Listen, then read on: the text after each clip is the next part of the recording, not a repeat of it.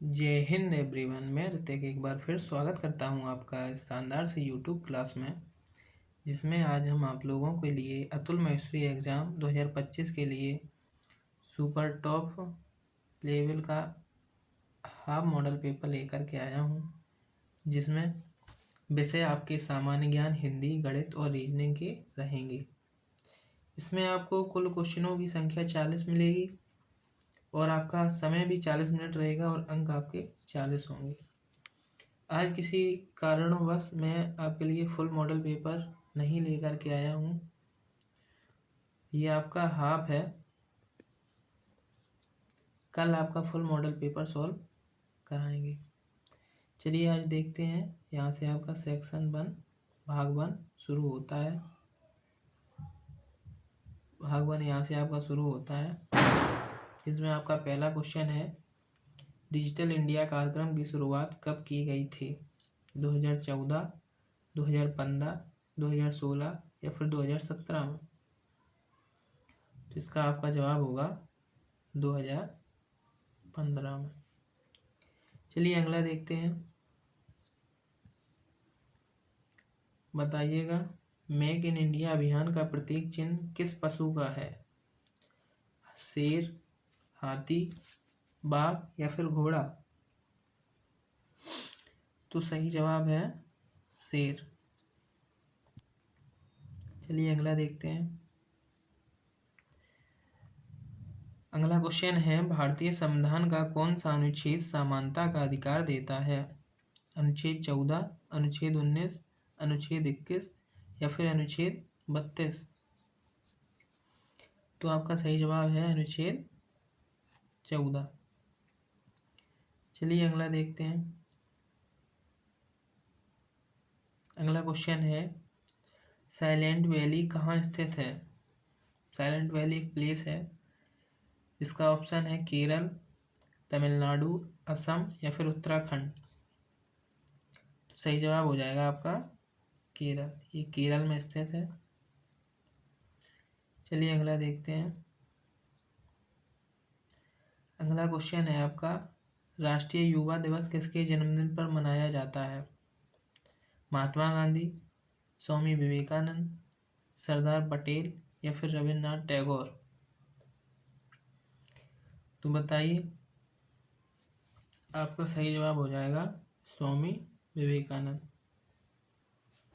चलिए अगला क्वेश्चन देखते हैं। भाखड़ा नांगल बांध किस नदी पर है? ऑप्शन ए है सतलज, गंगा, यमुना या फिर नर्मदा? भाखड़ा नांगल बांध है जो आपका, वो सतलज नदी पर स्थित है। चलिए अगला देखते हैं। अगला क्वेश्चन है आपका, 1857 की क्रांति का तत्कालिक कारण क्या था? जो 1857 की क्रांति थी उसमें जो कारण था, वेतन असमानता, चर्बी वाले कारतूस, ब्रिटिश कर नीति या विद्रोह आदेश? तो इसका विद्रोह किया था मंगल पांडे ने चर्बी वाले कारतूसों के लिए, जो मांस से बनाए जाते थे। चलिए अगला देखते हैं। अगला क्वेश्चन है आपका, चंद्रयान 3 मिशन किस वर्ष प्रक्षेपित हुआ? तो इसका तो जवाब आपको पता होगा 2023 में। चलिए नेक्स्ट क्वेश्चन देखते हैं। अगला क्वेश्चन है आपका, अमृतकाल शब्द किससे संबंधित है? भारत का विकास लक्ष्य 2047, धार्मिक अवधि, कृषि योजना या फिर किसी पर्व से? तो अमृतकाल है आपका भारत का विकास लक्ष्य 2047। चलिए अगला देखते हैं। अगला है आपका, संयुक्त राष्ट्र की स्थापना कब हुई थी? 1945, 1946, 1947 या फिर 1950?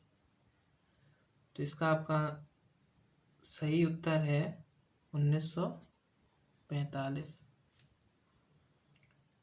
चलिए देखते हैं अगला। हर सेक्शन में हमने इस मॉडल पेपर में केवल 10 क्वेश्चन ही लिए हैं। चलिए आपका सेक्शन 2 यहाँ से शुरू होता है। इसमें देखते हैं निश्चय शब्द में कौन सी संधि है। अयादि संधि, गुण संधि, यण संधि या फिर दीर्घ संधि। इसका आपका सही जवाब है अयादि संधि। इसका आपका सही जवाब हो जाएगा अयादि संधि। चलिए नेक्स्ट देखते हैं। 1 मिनट।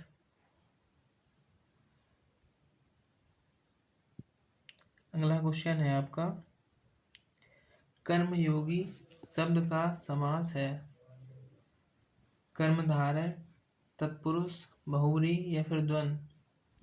तो जो कर्मयोगी है इसमें आपका द्वंद्व समास होगा। चलिए नेक्स्ट देखते हैं।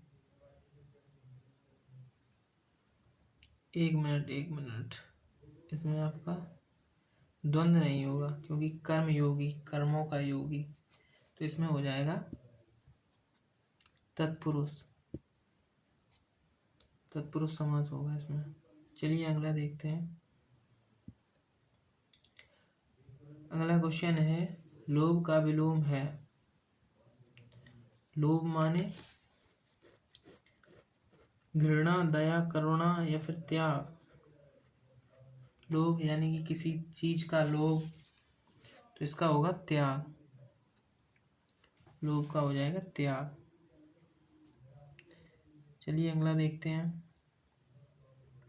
बताइए निम्नलिखित में से कौन सा वाक्य शुद्ध है। मुझे पढ़ाई करने में आनंद आता है, मुझे पढ़ाई करने में आनंद आती है, मुझे पढ़ाई करना पसंद है या मुझे पढ़ाई आने में आनंद होता है।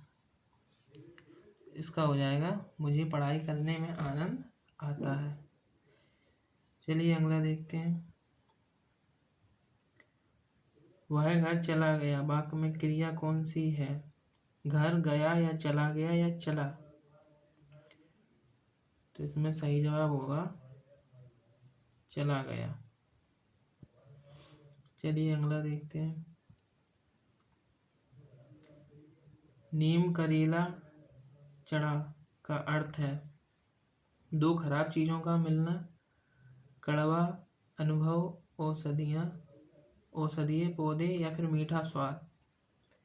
नीम करेला यानी कि दो वस्तुएं हैं, तो दो खराब चीजों का मिलना।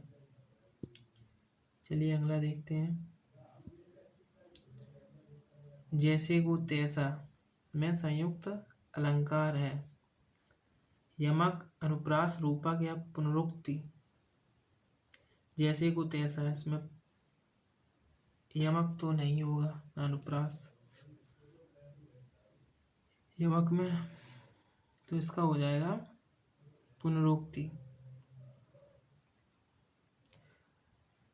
पुनरुक्ति होगा इसमें, डी आंसर। चलिए अगला देखते हैं। कविकुल गुरु किसे कहा जाता है। तो ये है कालिदास। चलिए अगला देखते हैं। अगला क्वेश्चन है, भू धातु का अर्थ है होना, चलना, बोलना या फिर देना। तो सही जवाब आपका हो जाएगा होना। अगला देखते हैं। माँ ने बेटे को दुलार किया वाक्य का कर्म है माँ दिया बेटे को या फिर दुलार। तो इसका सही जवाब हो जाएगा कर्म। क्रिया होगी दुलार, माँ संज्ञा, दिया कर्म पूछ रहा है इसमें। कर्ता ने कर्म को, यानी कि जिसमें को आए, इसमें हो जाएगा बेटे को। चलिए अगला देखते हैं। ये आपका भाग 3 शुरू होगा यहाँ से। इसका पहला क्वेश्चन है, 1 मिनट। यहाँ से आपका भाग 3 गणित का है। देखते हैं क्वेश्चन नंबर 21। यदि एक वस्तु 20% हानि पर 800 में बेची जाती है तो उसका क्रय मूल्य क्या होगा। 800 रुपये में बेची जाती है तो उसका क्रय मूल्य यानी कि क्रय मूल्य बराबर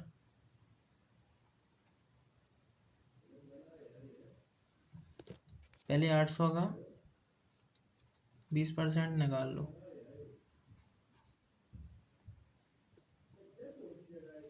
बटे 100, 2 जीरो 2 खत्म, 8 दूनी 16 यानी कि 160। 20% हानि पर बेची जाए यानी 800 में से 160 माइनस कर दो। 800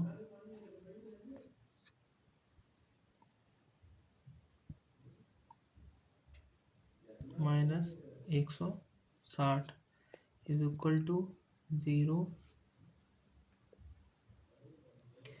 10 में से 6 गई 4 और यहाँ पे 7 7 में से 1 गई 6 यानी कि 640। तो आंसर आपका आ जाएगा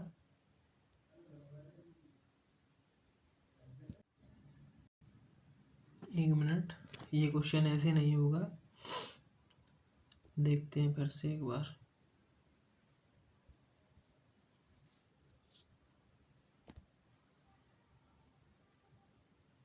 दिया गया है इसमें क्या दे रहे हैं, एक वस्तु को 20% हानि पर 800 रुपये में बेची जाती है तो उसका क्रय मूल्य यानी कि सीपी कॉस्ट प्राइस बटे सेल्स प्राइस 800 में बेची जा रही है। तो कॉस्ट प्राइस हमेशा होता है 100% और सेल्स प्राइस 20% हानि यानी कि 80% में बेची जा रही है। चलिए आगे देखते हैं। कॉस्ट प्राइस पूछा जा रहा है, सेल्स प्राइस है आपका 800 बराबर, यहाँ पे परसेंटेज होगा, परसेंटेज से परसेंटेज हट जाएगा तो यहाँ पे बचेगा 100 बटे 80। तो सीपी बराबर 800 गुणे 100 बटे 80। 80 से ये कट जाएंगे, यहाँ पे हो जाएंगे 10। तो सीपी बराबर कितना आ जाएगा, 10 का इसमें गुणा कर देंगे 1000। तो आपका आंसर आ जाएगा 1000, ऑप्शन सी। चलिए अगला देखते हैं। अगला क्वेश्चन है आपका, दो संख्याओं का अनुपात 3:5 है और उसका योग 80 है तो बड़ी संख्या क्या होगी। दो संख्याएं हैं, मान लेते हैं 3x प्लस 5x बराबर 80, योग है ना। तो इन दोनों को जोड़ देंगे, 5 3 8x बराबर 80। x का मान आ जाएगा 10।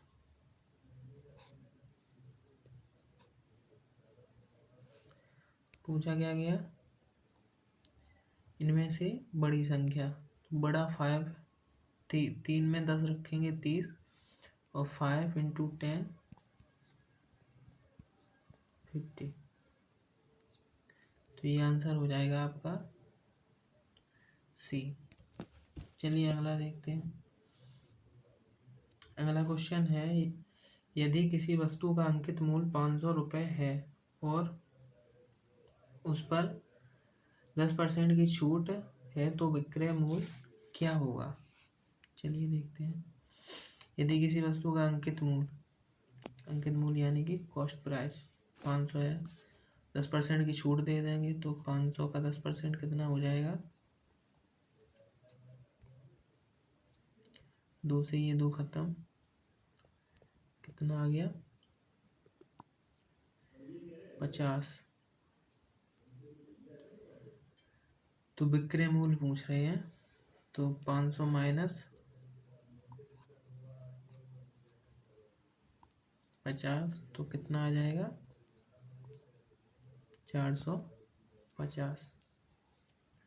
तो आपका आंसर हो जाएगा ए। चलिए अगला देखते हैं। अंडर रूट 1296, तो ये 36 का होता है वर्गमूल। चलिए अगला देखते हैं। अगला क्वेश्चन है, एक बस 60 किलोमीटर प्रति घंटा की गति से 5 घंटे चलती है तो दूरी क्या होगी। 60 किलोमीटर प्रति घंटा की गति यानी कि चाल दे रखी है और समय 5 घंटा, दूरी पूछी, तो दूरी बराबर क्या होता है, समय गुणे चाल।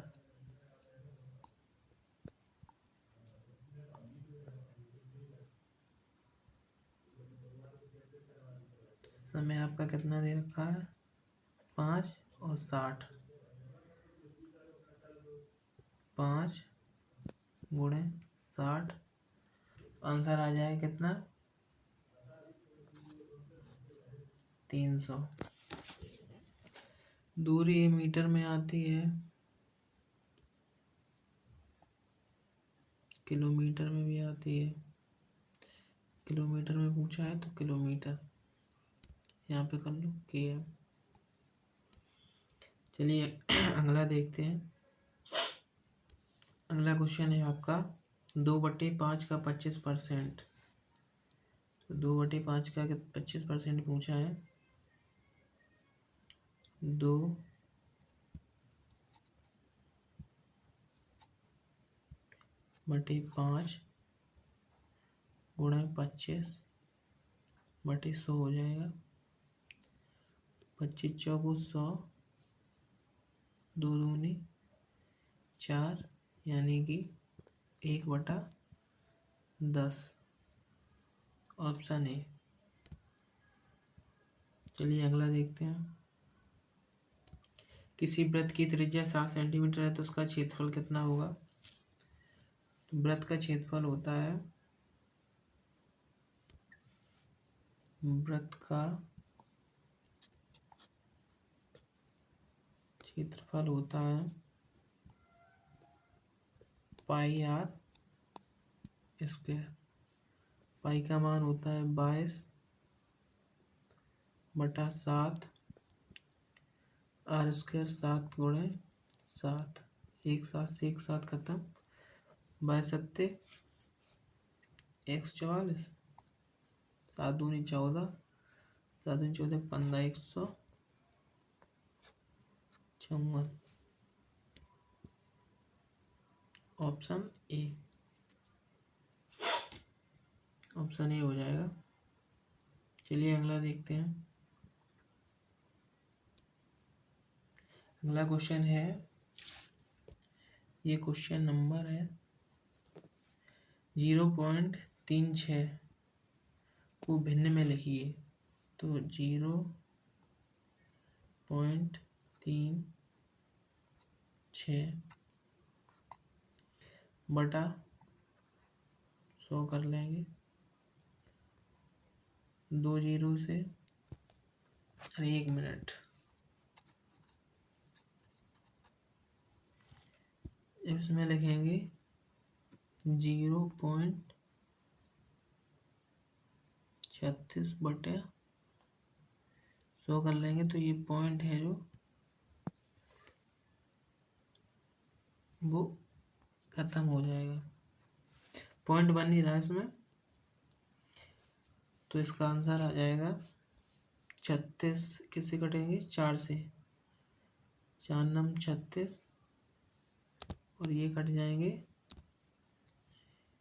25 बार, 4 दूनी 8, 4 पंची 20, यानी कि 9/25 आपका आंसर हो जाएगा, ऑप्शन नंबर ए। चलिए अगला देखते हैं। अगला क्वेश्चन है आपका अगला क्वेश्चन है, यदि a बराबर 5 b बराबर 10 तो स्क्वायर प्लस बी स्क्वायर का मान। तो 5 का स्क्वायर प्लस 10 का स्क्वायर बराबर हो जाएगा 25 प्लस 100 यानी कि 125। तो आंसर हो जाएगा बी। चलिए अगला देखते हैं। किसी संख्या का 40% 160 है तो संख्या है। 40% बराबर है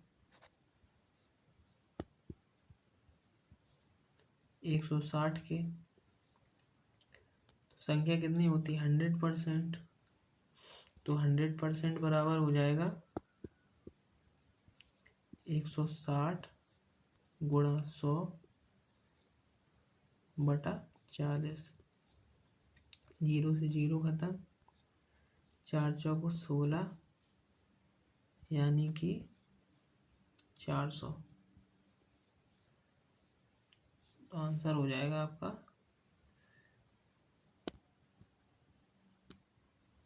सी। ये आपका भाग 4 शुरू हो जाएगा यहाँ से। तो इसमें क्वेश्चन है 5 दूनी 10, 10 दूना 20, 20 दूनी 40, 40 दूनी कितना हो जाएगा? 80। तो इसका आंसर हो जाएगा सी। अगला क्वेश्चन है,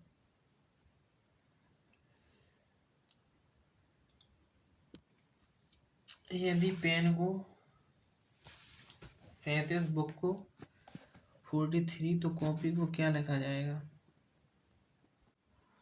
क्वेश्चन नंबर 32 है, पेन को 37, बुक को 43 तो कॉपी को क्या लिखा जाएगा? चलिए देखते हैं। PAN, पेन को लिखा जा रहा है 37। पेन का होता है कोड P, यानी कि P आएगा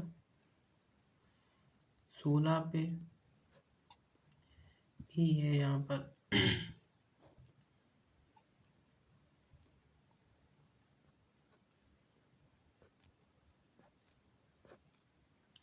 E आएगा 5 पे, N आएगा 14। इनका टोटल करूँ, 5 4 9 15, 1 2 3 35। बुक का करूँ, P आता है 2 पे, O आएगा 15 प्लस 15, K आएगा 11। इनका टोटल होगा 15 दूनी 30, 2 32 और 11 ये होगा 43। तो ये यहाँ पर गलत है, यहाँ पर आएगा 35।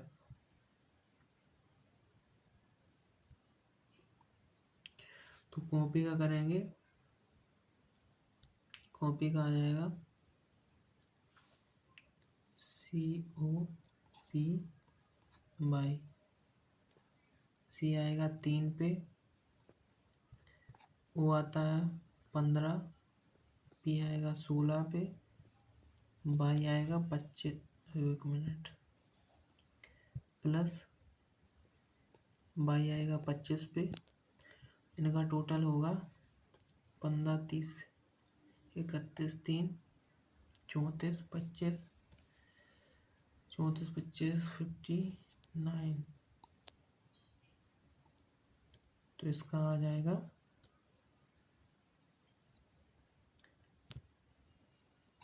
यहाँ पर भी होगा, 1 मिनट, यहाँ पर 9 होगा। आंसर हो जाएगा 59। चलिए नेक्स्ट क्वेश्चन देखते हैं।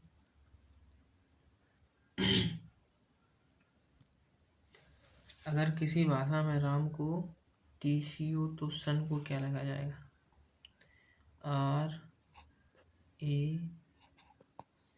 RAM को लिखा जा रहा है TCO। ये आता है R कितने पर आता है? 18 पे। M आएगा, एक मिनट, इसमें लेंगे ये वाली।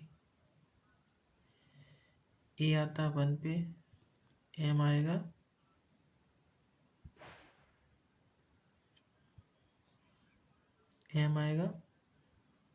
13 पे, और यहाँ पे T आता है 20 पे, और C आता है 3 पे, O आता है 15 पे। तो इनके बीच क्या डिफरेंस है? 18 में +2 करो, 1 में +2, 13 में +2। चलिए, तो इसमें 2 प्लस होंगे। तो क्या पूछा गया है? सन। SUN, S में 2 प्लस करो, U आ जाएगा, U में 2 प्लस करो W, N में 2 प्लस करो P, UWP, आंसर हो जाएगा पहला। चलिए अगला देखते हैं। निम्न में से कौन समूह में नहीं आता? प्याज, आलू, गाजर या फिर आम? तो ये तीनों तो हैं सब्जियां, और आम है फल।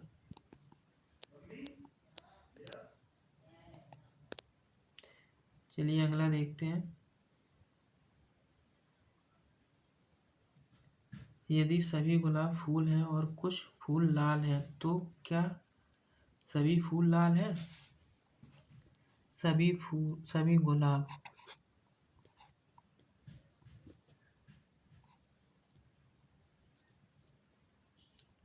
फूल हैं और कुछ फूल लाल हैं, तो क्या सभी गुलाब फूल हैं? गुलाब तो सभी फूल होते ही हैं, तो इसका हो जाएगा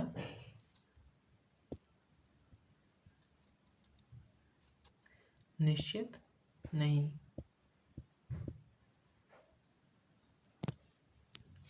अगला देखते हैं। पिता का पुत्र लेकिन ना बेटा कौन है? पिता का पुत्र तो स्वयं हो जाएगा, क्योंकि पिता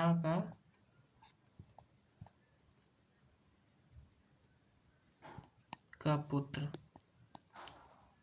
अगर इसका कोई भाई नहीं है तो पिता का पुत्र ये स्वयं हो जाएगा। चलिए अगला देखते हैं।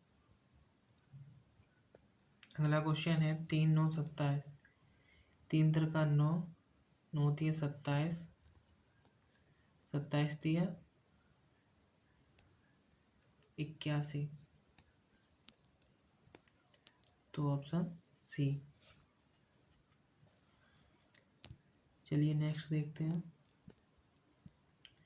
नेक्स्ट है आपका, यदि पानी ठोस, बर्फ द्रव तो भाप क्या कहलाएगी? पानी है ठोस, बर्फ है द्रव, तो भाप को क्या कहेंगे? भाप हो जाएगी आपकी, यदि पानी ठोस, बर्फ को द्रव, तो भाप को गैस कहेंगे।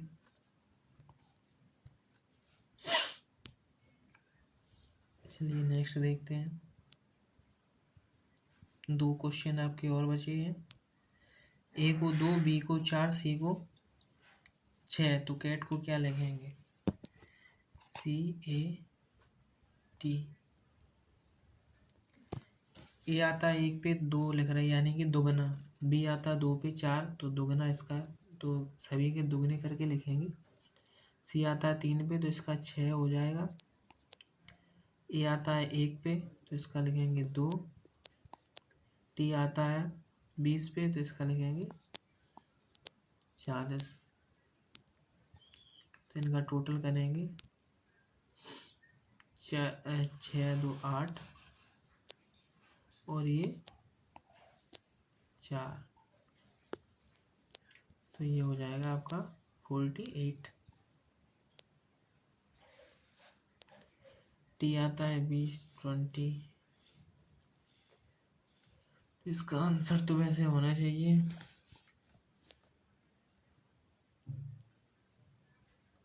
40 6 2 8, इसका 48 ही होगा। यहाँ पे सही कर लो एक 48। चलिए नेक्स्ट देखते हैं। ये कौन सा क्वेश्चन था? 38।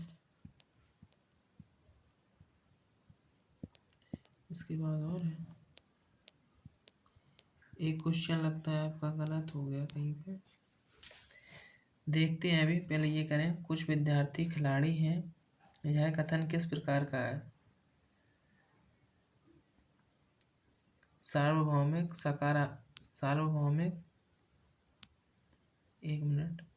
सार्वभौमिक सकारात्मक विशेष सकारात्मक या सार्वभौमिक नकारात्मक विशेष नकारात्मक। कुछ विद्यार्थी खिलाड़ी हैं, कुछ विद्यार्थी यानी कि विशेष सकारात्मक होगा ये, ऑप्शन बी। ऑप्शन बी हो जाएगा इसका। चलिए ठीक है, तो कमेंट में ज़रूर बताएं